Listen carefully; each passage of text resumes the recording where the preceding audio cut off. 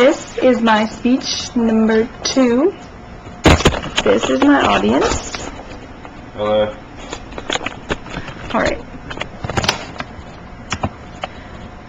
How often do you look outside and wonder what's really out there, but then you come back to the reality of your own responsibilities? Well, what if I was to tell you you could explore the world just by moving your feet? Hiking the Appalachian Trail offers unparalleled opportunities to explore, experience, connect with nature. It is also more important to just walking when you really get down to it. In 1921, the Appalachian National Scenic Trail was simply an idea.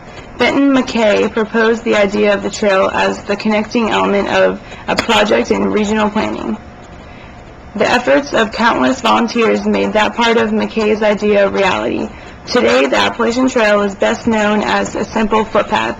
This is the nation's longest marked footpath at approximately 2,181 miles. So it's no easy walk. This kind of hike is called a through hike, and has a lot of romance associated with it. It is easy to be swept up in the dream of doing it yourself after watching a video or reading a book in the comfort of your own home. But reading a how-to guide will not prepare you for the physical and psychological demands of hauling a fully loaded backpack. The smartest thing you can do is to take a practice hike that includes at least 2 nights out on a terrain that approximates the part of the trail you plan to start on.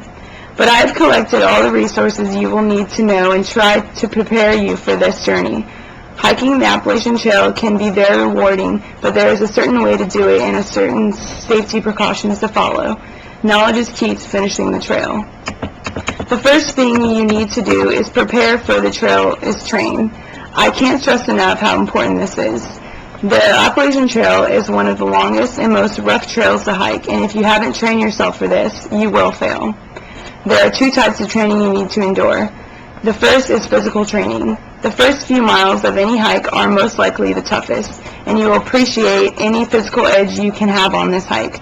Don't overlook the basics. You need to take a few overnight training hikes. Be sure while you are hike training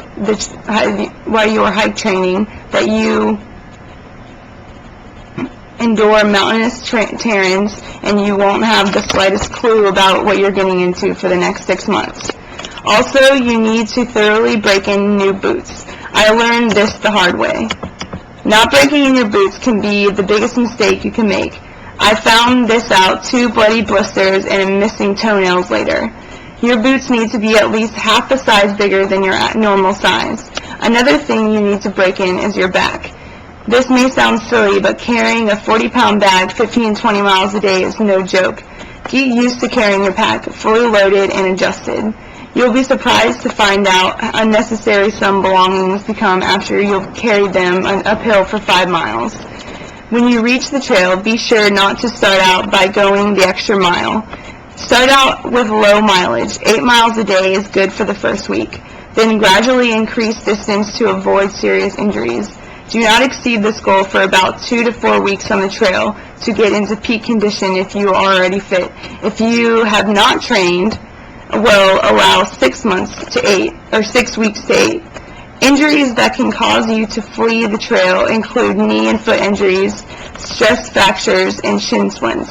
The risk of these can be minimized by keeping your pack light and your mileage conservative in the first part of the trail. The dropout rate among through hikers is high. Up to 10% quit in the first week, but approximately 25% make it the whole way. They give up for all kinds of reasons. But one of the main reasons is the fact that they are not mentally prepared for this kind of journey. Being mentally prepared is always and will be one of the most important factors when preparing for the trail. Being realistic is key. There will be joys and there will be hardships, and you will have to endure days of rain, and every item you own will become soggy. You have to be willing to climb up seemingly endless mountains with muscles that ache, only to see another one. It is hard to stay inspired after every view starts to look the same and the trail seems like an endless wooded tunnel. You have to have a fierce commitment to the goal of completing the trail.